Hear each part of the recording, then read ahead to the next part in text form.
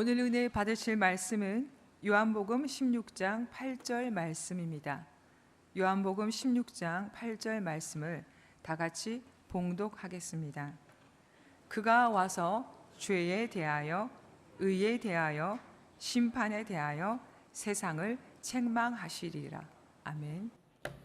은혜로운 찬양 감사드립니다. 우리 옆 사람에게 이렇게 축복하며 인사합니다. 하나님이 당신을 사랑하십니다. 하나님이 당신을 향한 좋은 계획을 가지고 계십니다. 당신에게 좋은 일이 일어납니다.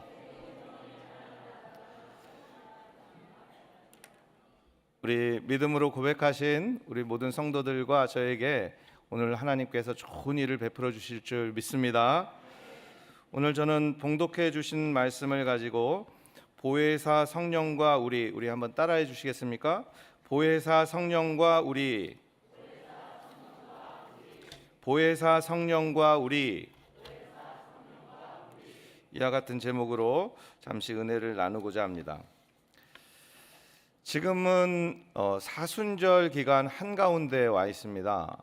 사순절이라는 것은 이제 그 40일을 말하는데 부활절 전에 40일 동안 예수 그리스도의 고난과 또 희생을 기억하고 우리를 위해 돌아가신 그 예수님을 새기면서 회개하고 금식하고 그래서 영적으로 이렇게 갱신하는 그런 노력하는 기간을 사순절이라고 합니다. 이제 사순절 가운데 24일째가 되는데요. 오늘 그 봉독해 주신 말씀도 예수님이 십자가 고난을 당하시기 전에 부활하시기 전에 제자들에게 남기신 유언과 같은 말씀입니다. 특별히 이제 여러 그 귀한 말씀들이 요한복음 14장, 15장, 16장 이렇게 나오고 있는데 이 부분은 굉장히 저희 교회에 중요한 보혜사 성령에 대해서 예수님께서 제자들에게 남기시는 말씀입니다.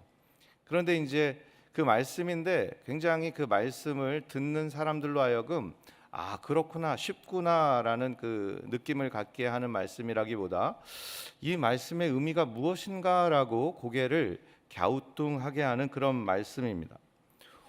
오늘 저는 이 말씀을 자세히 들여다보고 예수 그리스도께서 보혜사 성령이 하시는 일에 대해서 남기신 그 말씀을 중심으로 이 사순절 기간 동안 우리 자신을 되돌아보고 또 영적으로 쇄신되고 갱신되어서 우리 하나님께서 기뻐하시는 그런 크리스천으로 또 예수 그리스도를 따라가는 사람들로 살아가게 되는 그런 귀한 은혜를 나누는 시간으로 삼고자 합니다.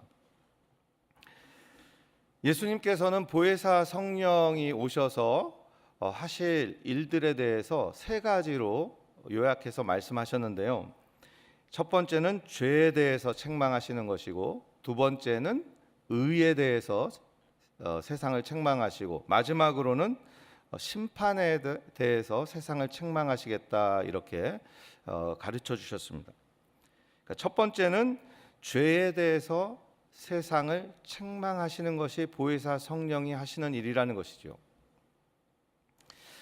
근데 책망이라는 말을, 이 말씀을 이해하기 위해서는 책망이라는 말이 무엇인지 우리가 잘 이해해야 합니다. 책망이라는 말은 우리가 그냥 생각할 때는 막 꾸짖고 혼내고 야단치는 것 이렇게 생각할 수 있는데 그 원래의 뜻은, 책망하다는 뜻은 무엇인가를 드러내 가지고 이 무언가 잘못된 것을 드러내서 스스로 깨닫게 해서 부끄럽게 하는 것이 책망하다는 말의 의미입니다. 그러니까 이제 세상에 대해서, 의에 대해서 세상을 책망하시겠다라는 말은 세상이 의롭지 못한 것을 드러내셔서 그 세상이 부끄럽게 하시는 이런 일을 하시겠다는 것이죠. 그런데 목적이 있어요. 세상 사람들이나 또 인간적인 마음에서 책망하는 것은 이제 혼내키고 야단치는 것이 이제 주된 목적이지만 하나님께서, 이 성령께서 책망하시는 것은 옳은 방향으로 변화시키기 위해서 책망하신다는 것이죠. 그래서 요한복음 3장 16절 말씀 여러분 잘 아시죠? 하나님이 세상을 이처럼 사랑하사 독생자를 주셨으니 이는 저를 믿는 자마다 멸망치 않고 영생을 얻게 하려 함이라. 하나님의 뜻은, 세상을 책망하시는 성령 하나님의 뜻은 그냥 모든 잘못된 것을 지적하는 것이 아니라 그것을 스스로 깨닫게 해서 부끄럽게 하셔서 결국은 옳은 길로, 생명의 길, 구원의 길로 인도하시겠다는 의미라는 것을 우리들이 깨달아야 합니다. 특별히 죄라는 것에 대해서 그러면 책망하시겠다고 했는데 그 죄가 무엇이냐?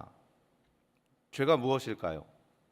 도적질하고 또 간음하고 또 여러 가지 다른 사람들에게 해를 끼치고 하는 이런 행위의 죄를 말하는 것인가 우리가 생각할 수가 있어요. 그런데 성경에서, 특별히 요한복음에서 말씀하시는 죄라는 것은 이런 행위로 인한 죄를 말하는 것이 아닙니다. 행위로 인한 죄가 아니라 오늘 말씀을 보니까 죄라 하는데 그 죄라 하는 것이 무엇이냐면 그들이 세상이 나를 믿지 아니함이요라고 말씀하고 있습니다.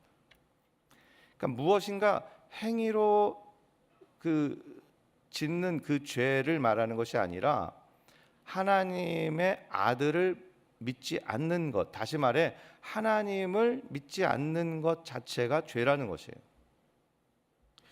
굉장히 재밌는 게, 그러니까 이 요한복음의 이야기에 따르면 우리 인간이 무엇인가 나쁜 일을 해가지고 죄인이 되는 것이 아니에요. 나쁜 일을 하기 전에는 그럼 죄인이 아닌 거잖아요. 나쁜 일을 하기 때문에 죄인이 된다면 나쁜 일을 하기 전에는 죄인이 아니니까 우리가 그렇게 생각할 수 있는데, 오늘 말씀에서 가르쳐 주시는 것은 하나님을 모르는 자가 죄인이라는 거예요. 그렇기 때문에 하나님을 모르기 때문에, 죄인이기 때문에 죄를 짓는다는 것이에요. 하나님이 그 마음에 없는 사람은 결국 세상과 벗하고 또 세상에서 쾌락과 또 여러 가지 자기의 뜻대로 사는 일들을 반복하기 때문에 결국 죄 가운데 살아갈 수밖에 없다는 말씀입니다. 죄를 지어서 죄인이 되는 것이 아니라 죄인이기 때문에 죄를 짓는다는 것이죠. 그런데 그 죄인이라는 것은 하나님을 모르는 자들, 하나님을 부인하는 자들이라는 것입니다.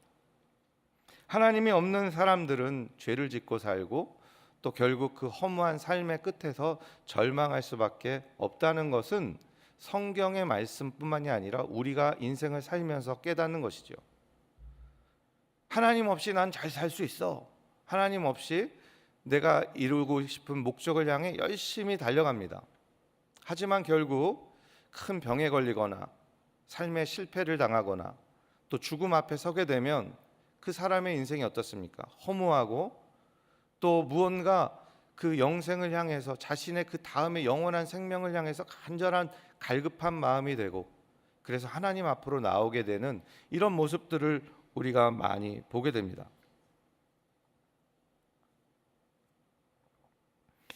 하나님을 만나서 우리가 어디에서 왔고 왜 살고 어디로 가는지 그 의미를 깨닫게 될 때 비로소 그 모든 허무와 절망에서 벗어날 수 있다는 것을 우리는 잘 알고 있는 것입니다. 요한복음 14장 6절부터 7절에 보면 예수께서 이르시되 내가 곧 길이요 진리요 생명이요 나로 말미암지 않고는 아버지께로 올 자가 없느니라. 너희가 나를 알았더라면 내 아버지도 알았으리로다. 이제부터는 너희가 그를 알았고 또 보았느니라. 예수께서 어디서 하고 어디로 가고 어디로 무슨 목적을 향해 살아가는지를 깨달은 사람만 그 진리를 깨닫고 생명을 가졌고, 그런데 그것을 깨닫는 사람이 누구를 통해서 이것을 깨닫냐? 바로 아들을 믿고 아들을 영접하는 자가 이 진리와 생명을 가질 수 있다고 말씀하는 것입니다. 하나님을 부인하는 것, 그것은 곧 하나님이 보내신 그 아들을 부인하고 믿지 않는 것임을 우리가 알 수 있는 것입니다. 그러니까 예수님이 지금 말씀하시는 것, 나를 믿지 않는 것, 그것에 대해서 성령이 오시면 세상에 대해서 책망하시겠다. 다시 말해 하나님을 부인하는 자들에게 그들의 삶이 얼마나 허무하고 그들의 삶이 얼마나 잘못된 것인지 스스로 깨달아 알게 하고 부끄럽게 하고, 그래서 결국은 영원한 진리요 생명이신 하나님께로 인도해 가시겠다라는 말씀인 것이에요. 믿으시면 아멘 하시기 바랍니다. 보혜사 성령께서는 그러니까 세상을 그냥 막 혼내고 야단치고 회초리 치려고 오시는 것이 아니라 세상 사람들이 얼마나 자기가 하나님 없이 사는 삶이 허무한 것인가를 깨달아서 하나님께로 돌이키시겠다라는 말씀이에요. 그런데 여러분들, 이게 끝이 아니라 이런 일을 하시는 게 성령이신데, 근데 이것을 누구를 통해서 하신다는 것인지 우리가 알아야 합니다. 예수께서 이제 아버지께로 가시면서 성령을 보내겠다고 하셨어요. 그러면서 거기에서 누구에게 보내시겠다는 것입니까? 너희에게로 보내시겠다는 거예요. 그러니까 성령을 너희에게로 보내는 거예요. 세상을 책망하시기 위해 오시는 성령인데, 그렇다면 성령을 세상으로 보내셔야죠. 세상 속에서 세상 사람들에게 말씀하셔야죠. 우리는 하나님 안에 있는 사람들인데 왜 우리에게 보내시는 것입니까? 성령이 지금 세상을 책망하시는 이 일을 결국 우리를 통해 하시겠다는 거예요. 성령을 인정하고 모셔드리고 환영하고 성령으로 충만한 우리를 통해서 세상 사람들이, 하나님 없는 그 세상 사람들의 그 삶이 얼마나 허무하고 헛된 것인가를 드러나게 하시고 부끄럽게 하시는 일을 우리를 통해서 하시겠다는 말씀. 믿으십니까? 성령님 알아서 하세요 이게 아니라 성령이 우리를 통해서 하시겠다는 것이 이 말씀에서 굉장히 중요한 지점이라는 것이에요. 제가 어렸을 때 조숙하게 7살 때 어느 하루 그 공놀이를 하다가 공터에서 그냥 누워서 떠가는 파란색 하늘에 떠가는 하얀 구름을 보면서 참 삶이 허무하다는 것을 느꼈어요. 믿겨지지 않죠? 저도 믿겨지지 않아요. 제가 7살 때 그런 생각을 했다는 게 지금도 기억이 나요. 나는 누군가라는 생각이 들었어요. 내가 누군데 지금 저 하늘을 보고 있지? 나는 왜 태어나고 어디서 나왔지? 뭐 이런 것들이 그 당시 그 어린 그 아이의 머리로서 생각할 수 없는 부분이지만 그런 생각이 들면서 너무너무 허무하고, 월요일만 되면 세상이 다 꺼지는 것 같고 그랬는데, 그러던 시절에 이제 교회에 나가게 되면서 세상에서는 그 설명할 수 없는 기쁨이 있더라고요. 그때는 그런 기쁨인지 몰랐어요. 그냥 단순히 교회 가서 말씀 듣는 게 좋고 교회 가서 친구들 만나는 게 좋고 교회 가가지고 찬양하는 게 좋은 줄 알았는데 점점 지나고 보니까 그 기쁨은 세상에서 없는 기쁨이더라고요. 여러분들, 하나님을 알고 하나님을 마음에 모시는 사람만이 갖는 기쁨이 있는 것을 믿으시기 바랍니다. 세상 사람들은 그 기쁨을 찾으려고 하나님 안에 오는 것이 아니라 세상의 물질과 또 명예와 권력과 쾌락을 향해서 달려가지만 결국은 남는 것은 허무하고 절망밖에 없다는 것이에요. 그런데 지금 되돌아보니까 제가 그냥 허무함을 느꼈기는 하지만 제 스스로 교회 나간 것이 아니더라고요. 제 친구가 저를 이끌어준 거예요. 근데 걔들은 아주 거창한 것을 알아서 이끌어준 게 아니라 교회 가면 재밌어, 교회 가면 아주 좋아, 그래가지고 저를 교회로 인도했고, 교회 와보니 그냥 하나님 찬양하는 게 너무 좋고 또 설교 듣는 게 좋고 말씀 듣는 게 좋고 그랬다는 것이죠. 그러면서 제가 하나님 안에서만 깨달을 수 있는 기쁨을 알게 되는 것이죠. 여러분들, 성령의 통로로 살아가시길 바랍니다. 그러니까 우리들이 입을 열어서 많은 사람들에게 이 하나님 안에 있는 기쁨을 증거해야 되는 이유가 여기 있는 거예요. 성령이 하시고자 하는 일을 우리를 통해서 하시기 때문인 줄 믿으시기 바랍니다. 입을 열어서 많은 사람들에게 영원한 기쁨에 대해서 알려주시고 교회에 나와 하나님을 만나는 기쁨에 대해서 그렇게 증거하시는 삶을 살아가는 저와 여러분이 되시기를 주님의 이름으로 축원합니다. 성령이 그 일을 하시고 싶어 하시는 거예요. 그런데 그냥 입을 꾹 다물고 이 좋은 거 왜 남한테 알려줘? 이러실 분은 없잖아요. 그리고 우리가 가만히 입을 다물고 증거하지 않고 있으면 결국 우리가 성령의 하시는 일들을 방해하는 것일 수 있다는 것입니다. 이번 주부터, 아니 당장 오늘부터 세상에 나가 하나님 없이 사는 사람들을 향해 그런 삶이 얼마나 허무한 것인지 여러분들이 직접 체험하신 여러분들이 나타내 주시고 드러나게 하시고, 그래서 그들 스스로가 부끄러워 하나님 앞으로 나오게 되는 이런 일들에 우리 모두가 전력하시는 저와 여러분이 되시기를 주님의 이름으로 축원합니다. 두 번째 성령이 하시는 일, 첫 번째는 죄에 대해서 세상을 책망하시겠다 했고, 두 번째는 의에 대해서 세상을 책망하시겠다 했어요. 요한복음 16장 10절을 우리 다 같이 한번 읽겠습니다. 의에 대하여라 함은 내가 아버지께로 가니 너희가 다시 나를 보지 못함이요. 자, 첫 번째 것은 이제 어느 정도 이해가 쉬워요. 죄에 대해서 세상을 책망하시겠다. 이게 무슨 말씀인가 이제 이해가 쉬운데, 두 번째 말씀은 이제 어렵습니다. 의에 대해서 세상을 책망하시겠다. 정의에 대해서 세상을 책망하시겠다는 말인데, 그 이유가 여기 지금 설명된 걸 보니까 굉장히 난해합니다. 내가 아버지께로 가니 너희가 다시 나를 보지 못하기 때문에 이것 가지고 이거와 관계되어서 내가 세상에 대해 의를, 정의를 책망하시겠다. 세상에 가진 정의를 부끄럽게 하겠다. 그래서 그들이 옳은 길로, 참된 정의가 무엇인지로 돌이키게 하겠다, 이 말씀이거든요.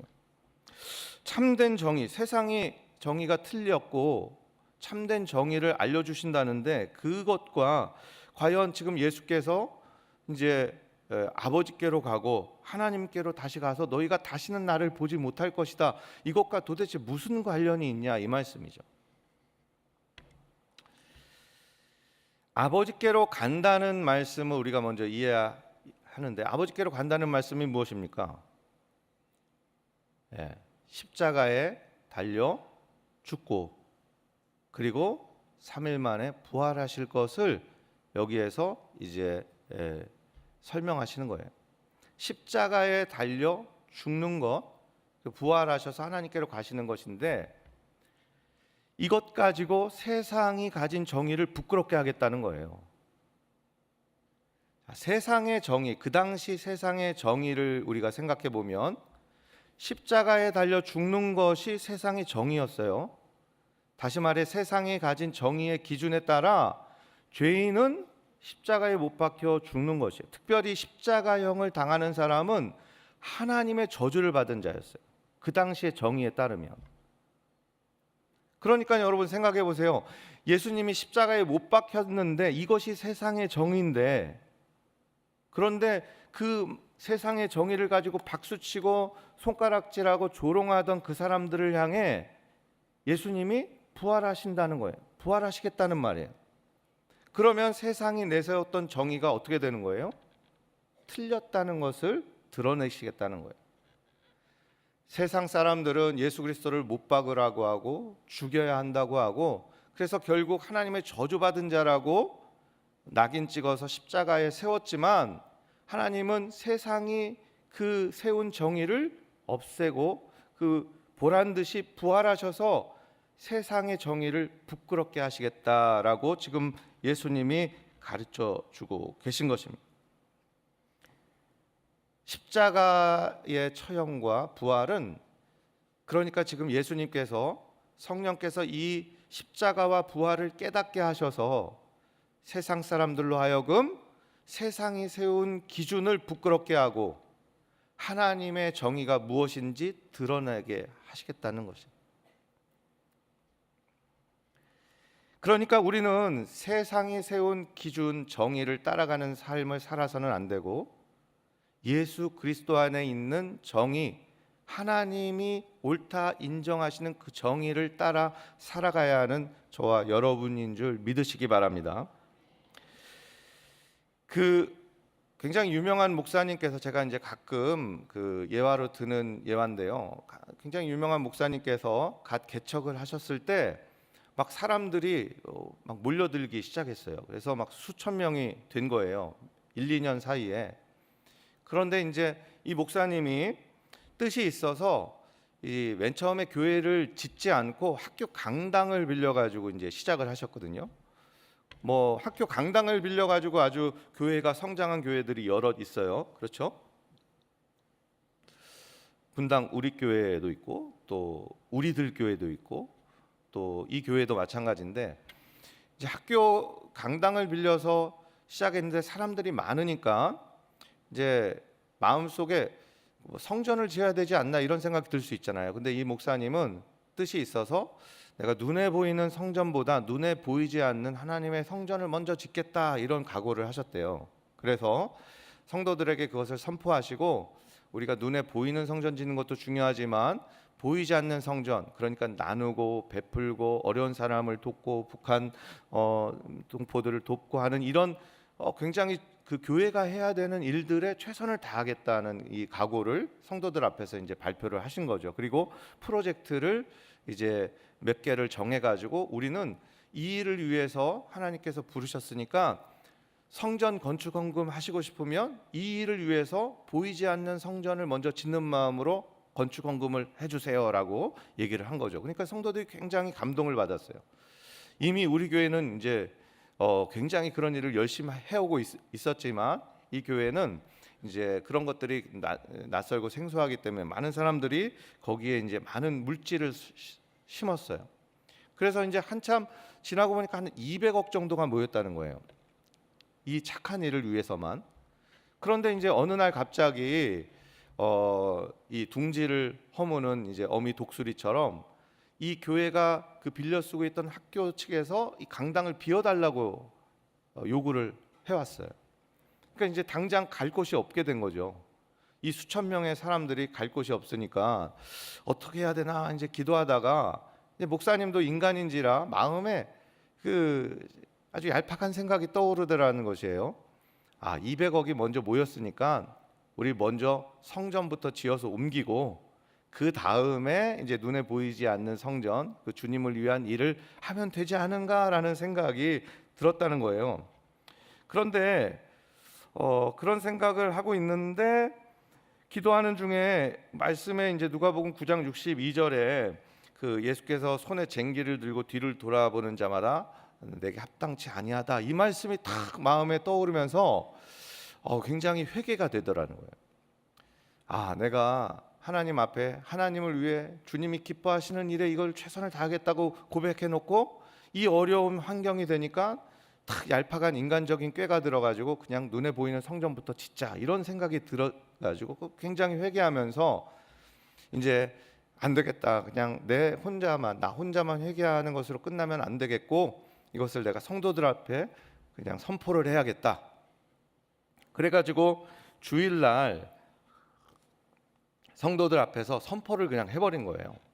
우리 교회가 이런 사정이라서 언제까지 이 성전을 비워줘야 합니다. 이것은 돌이킬 수 없는데 다른 곳 빌릴 곳도 도저히 없고 우리가 등치가 커져가지고 환영하는 곳도 없고, 그런데 이제 우리가 이렇게 성전 기금, 보이지 않는 성전 기금을 200억을 이렇게 준비해 놨는데 이걸로 성전을 먼저 지을까 하는 생각이 들었지만 하나님이 그것을 기뻐하지 않는다는 것을 깨닫고 제가 여러분에게 말씀드립니다. 우리 교회는 이 200억에서 1원도 성전, 그 보이는 성전을 위해 쓰지 않습니다. 우리가 길바닥에 쫓겨나는 한이 있더라도 이 돈은 하나님의 그 좋은 일들, 처음 각오했던 그 일을 위해서 쓰겠습니다, 이렇게 선포를 했다는 거예요. 그리고 만약에 우리가 쫓겨나면 그 쫓겨난 길바닥에서 하나님께 예배 드리겠습니다. 우리 3,000명이 길거리에서 예배 드리면 뭐 하나님이 더 영광을 받으시겠죠. 그랬더니 뭐 참석한 성도들이나 청년들이 박수를 치고 막 환호성을 질렀다는 거예요. 그러면서 어떤 청년들은 막 기도할 때 하나님 우리 교회 쫓겨나게 해주세요, 이렇게 기도를 하면서 밖에 나가서 예배할 때 하나님 영광 더 받으시잖아요. 뭐 이렇게. 그래서 이제 교회가 아주 이제 그런 영적인 부흥을 맞이하게 되고, 결국 하나님 좋으신 하나님이 그 일을 가지고 교회를 분할하는 그 마음을 주셔가지고 교회가 분립되어서 14개 교회로 분립되어 가지고 그 14개 분립된 교회도 아주 좋은 교회, 부흥하는 교회로 다 하나님이 축복을 해주셨다는 간증을 들었습니다. 세상의 정의를 따르지 않고 하나님의 정의를 따른다는 것이 바로 이런 것인 줄 믿으시기 바랍니다. 세상이 가르쳐주는 방법, 세상이 이야기하는 그런 어떤 식과 법을 따라가는 것이 아니라 예수 그리스도라면 어떻게 하셨을까? 하나님이라면 무엇을 기뻐하실까? 이것을 생각하며 그것을 올곧게 지켜나가는 것이 바로 십자가 죽음과 부활하신 예수 그리스도를 따라가는 우리들이 세상 앞에서 보여줘야 할 정의인 줄 믿으시기 바랍니다. 그 정의를 따라가는 여러분들을 통해 성령이 세상을 부끄럽게 하신다는 말이에요. 세상 사람들이 자기들이 세운 식과 법, 그 정의를 따라가는 사람들을 부끄럽게 하시고 하나님이 기뻐하시는 정의로 그 사람들을 인도해 가시겠다는 말씀이에요. 그러니까 여러분, 우리는 정의를, 이 새 성령이 오셔서 세상이 가진 정의를 부끄럽게 하시고 하나님의 정의를 깨닫게 하셔서 그 길로 인도하시는데 사용하는 통로가 되어야 하는 줄 믿으시기 바랍니다. 그런데 우리는 그 세상의 정의를 넘어서는 삶을 살아야 되는데 그냥 세상 사람들과 똑같은 방법, 그 정의를 따라, 세상의 정의를 따라 살아간다면 그러면 결국 그것이 무슨 일이에요? 성령이 하시고자 하는 일을 방해하는 일인 줄 깨달으시기 바랍니다. 하나님이 기뻐하시는, 예수님이 가르치신 그 정의, 하나님의 정의를 가지고 살아가지 않는다면 우리는 세상을 부끄럽게 할 수도 없고 세상에게 어떤 것이 올바른 정의인지 가르쳐 줄 수도 없기 때문에 결국은 성령께서 우리를 통해 일하시지 못한다는 것을 우리가 알아야 한다는 것입니다. 여러분들, 세상의 정의가 아니라 우리 하나님이 기뻐하시는 정의를 따라 사는 저와 여러분이 되시기를 주님의 이름으로 축원합니다. 그냥 손에 든 200억 요렇게 쓰면은 이게 좋지 않을까라고 하는 인간적인 정의, 인간적인 방법을 따라가는 것이 아니라 하나님이 기뻐하시는 것이 무엇인지 고민하고, 그래서 결국은 이것에 1원도 손대지 않겠다고 선포하신 그 목사님을 통해, 그 교회를 통해 하나님이 오히려 더 하나님의 정의를 드러내셨던 것처럼 그런 삶을 살아가는 저와 여러분이 되시기를 주님의 이름으로 축원합니다. 축원합니다. 마지막, 성령이 하시는 일, 심판에 대해 세상을 책망하시는 일을 성령이 하시겠다는 것을 설명드리겠습니다. 심판에 대하여라 함은 이 세상 임금이 심판을 받았음이니라. 갈수록 첩첩산중입니다. 죄에 대해서 세상을 책망하시겠다, 또 의에 대해서, 정의에 대해서 세상을 책망하시겠다. 그런데 이제 마지막에는 심판에 대해서 세상을 책망하시겠다. 세상을, 심판에 대해서 세상이 부끄럽게 또 자신이 틀렸다는 것을 드러내서 하나님이 기뻐하시는 그것으로 인도하시겠다, 이 말씀이거든요. 그런데 이제 이 심판을 가지고, 세상의 심판에 대해서 세상을 부끄럽게 하시는데 어떻게 부끄럽게 하시냐면 이 세상 임금의 심판을 가지고 그것을 드러내시겠다라는 거예요. 예수님 당시 유대교에서 하나님은 심판자셨어요. 그 당시 사람들이, 유대 사람들이 하나님을 생각할 때 하나님은 여러 하나님의 이제 그 관념이 있었는데 심판하시는 심판자로 하나님을 생각했어요. 그런데 그냥 보통 심판자가 아니라 정의로운 심판자라고 모든 사람들이 고백했어요. 그런데 이것이 문제가 아니라 그 다음이 문제예요. 그런데 이제 높은 왕이라든지 관원이라든지 또 종교 지도자라든지 이런 사람들은 그 높으신 그 심판자 되신 하나님의 자신들은 그 무언가 심부름꾼 신하로서 자신들도 그 위대하신 하나님과 마찬가지의 그 심판, 그 위대한 심판자의 일을 감당하고 있다고 생각을 했다는 거예요. 그러니까 마치 그 중세 카톨릭, 로마 카톨릭이 하나님을 섬긴다고 하면서 그 하나님의 대리자로 교황인 자신이 바로 하나님의 대리자라고 서슴없이 말하는 것과 똑같은 말이에요. 마치 그 당시 로마 카톨릭 그 교황이 하나님은 모든 것이 옳으시잖아요. 그런데 하나님의 대리자인 나니까, 교황이니까 내가 말하는 것은 모든 것이 옳다고 가르쳤어요, 실제로. 그리고 교황이 이야기하고 설명하는 것은 오류가 전혀 없다고 아예 교회 교리로, 법으로 만들어 놨어요. 이것과 좀 비슷하게 이 당시 유대교 지도자들도 심판자이신 하나님을 섬기는 자신들이야말로 그 하나님의 심판을 대행하는 자들이다, 이렇게 사람들에게 가르쳤고 자기 자신들을 그렇게 생각했다는 거예요. 그런데 당시 로마의 관원들이든 유대인 지도자들이든 아니면은 심지어 하늘의 권세 잡은 사단이든 간에 자신들이 그 세상의 심판자, 통치자라고 생각하며 살아가지만 하나님은 그 십자가 죽음과 예수 그리스도의 십자가와 부활을 통해 세상을 심판하시겠다는 거예요. 그들이야말로 십자가 앞에서 또 그 예수 그리스도의 부활 앞에서 자신들이 행한 그 예수 그리스도 하나님의 아들을 십자가에 못 박고, 그리고 그 하나님의 아들을 조롱하고 멸시하고, 그래서 자신들이 행한 짓들이 무슨 일인지 깨닫게 하셔서 결국 그들이 부끄럽게 하고, 영원한 심판주요 이 세상의 통치자는 오로지 하나님밖에 없음을 깨달아 알게 하시겠다는 거예요. 성령이 하시는 일이 바로 그런 거라는 거예요. 성령이 깨닫고 드러나게 하시는 것, 그것은 세상 사람들의 그 심판주로 군림하는 사람들로 하여금 자신들의 허물을 보게 하시고, 오히려 자신들이 심판하고 못 박은 예수 그리스도 십자가 앞에서 자신들의 구원을 위해 그 앞으로 나아가게 하는 그 일을 성령께서 하시는 줄 믿으시기 바랍니다. 그런데 그 성령의 일을 누구를 통해서 하신다고요?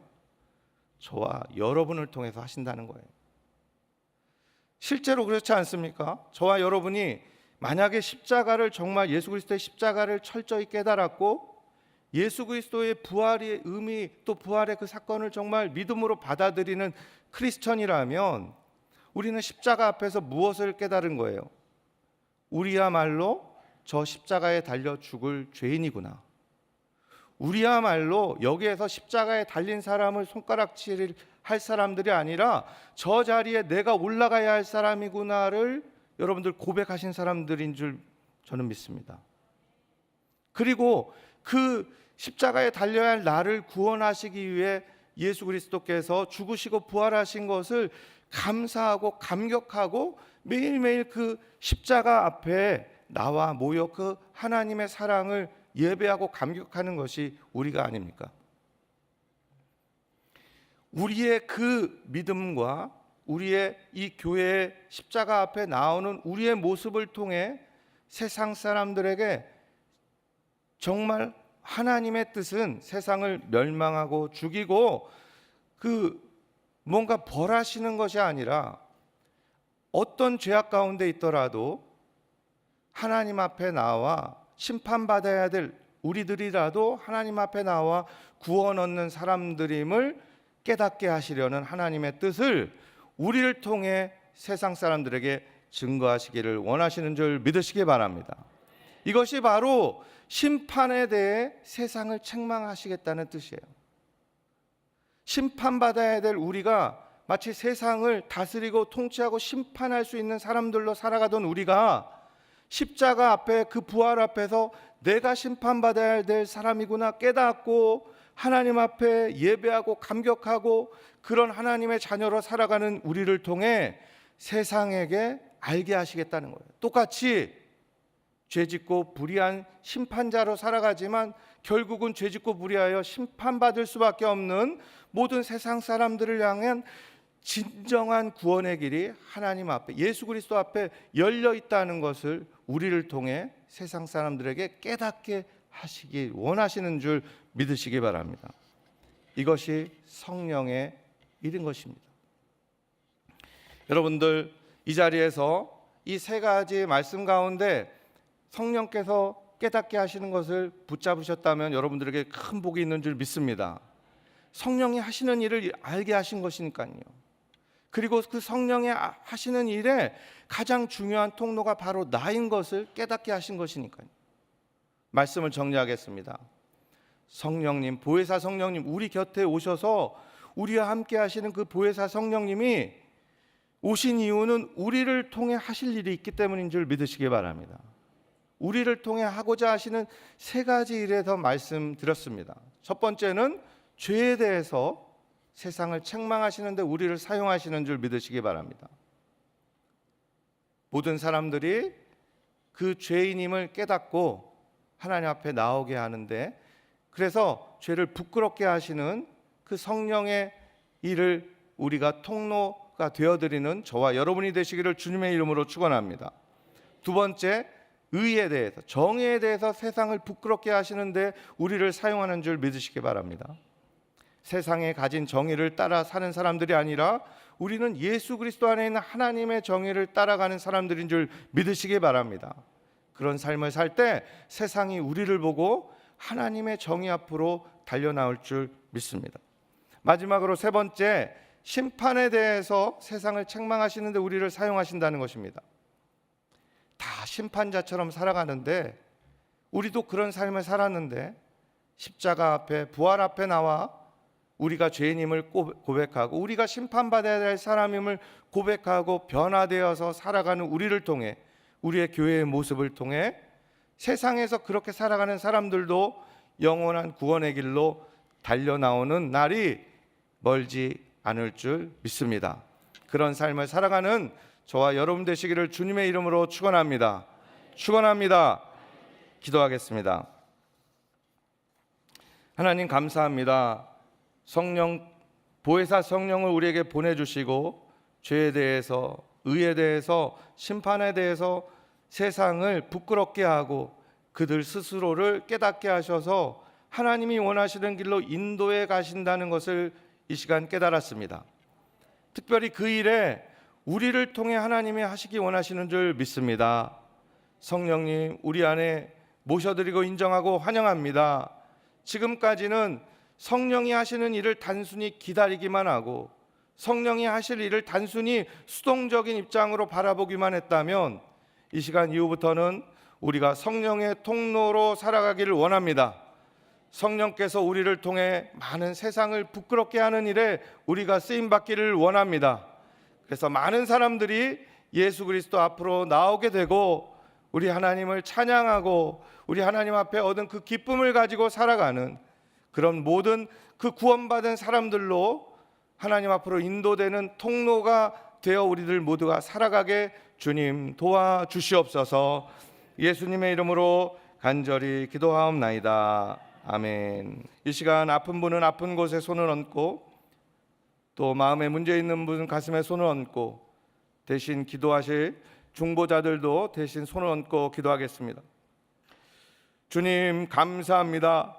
사순절 기간 우리를 위해 십자가에 못 박히시고 부활하신 그 예수님을 묵상하며 그 예수 그리스도의 흘리신 보혈의 능력을 의지하여 우리의 아픈 곳에, 또 마음의 소원에 대신 위하여 기도하는 곳에 손을 얹고 하나님 구합니다.